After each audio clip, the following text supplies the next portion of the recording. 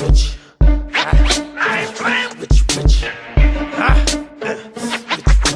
come the man. I ain't playing.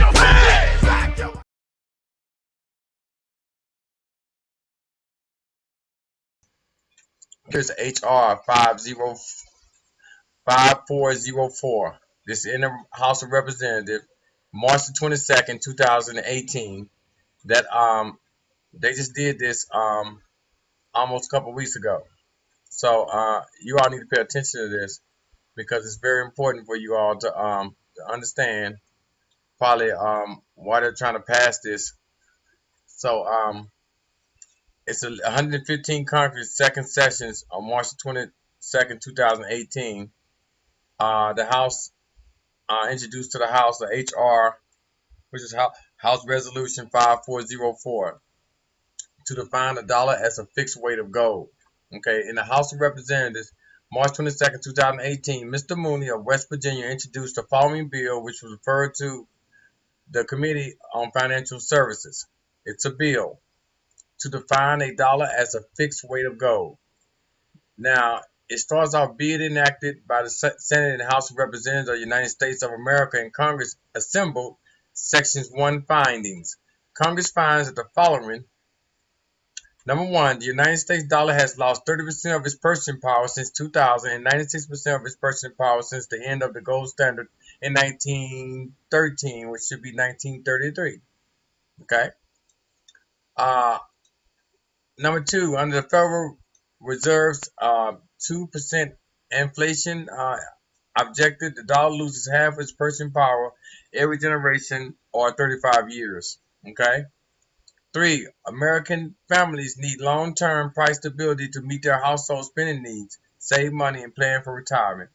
Okay, so let's go back to this again. Number four, the Federal Reserves.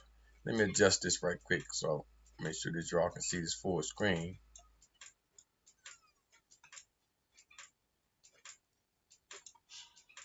All right, I hope y'all can see that good. No, that's not what I want y'all to see. That is not it.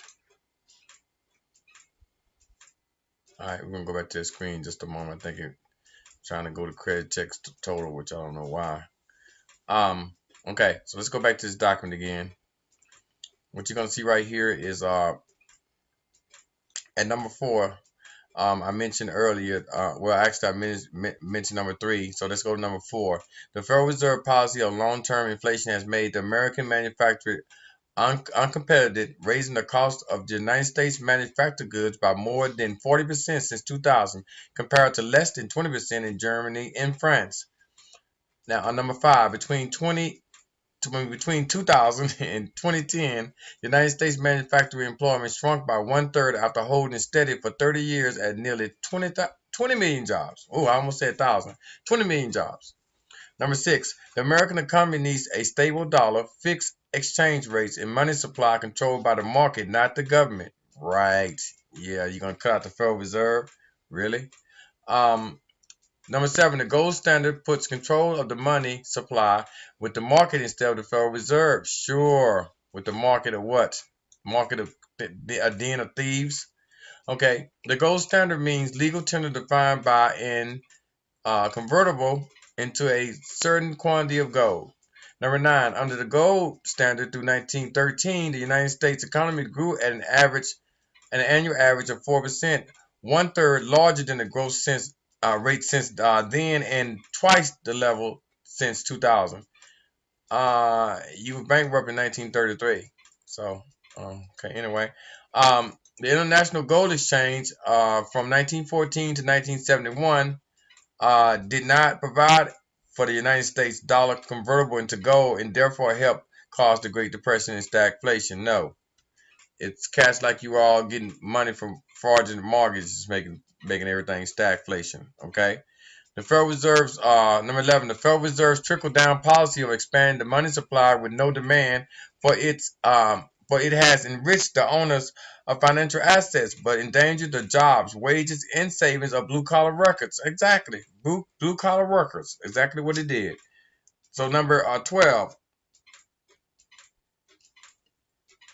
Restoring American middle class prosperity requires change in monetary policy authorized to Congress in Article 1, Section 8, Clause 5 of the Constitution.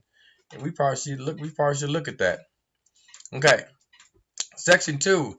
Define the dollar in terms of gold. Effective 30 months after the date of the enactment of this act, the Secretary of Treasury, number one, the Secretary of Treasury in this act, referred to as the Secretary, shall define the dollar in terms of a fixed weight of gold based on the day's closing market price of gold. And number two, the Federal Reserve Bank shall make Federal Reserve notes exchangeable with gold at the statutory gold definition of the dollar. Right. And number section 3 says disclosure of the holdings. During the 30-month period following the date of enactment of this act, the United States government shall take timely and reasonable steps to disclose all of its holdings of gold, together with the contemporaneous report of any United States governmental purchases or sales, thus enhancing the ability of the market and of market participants to arrive at the fixed dollar gold parity in an orderly fashion. Do you all see this? Do you see this? Maybe you don't understand.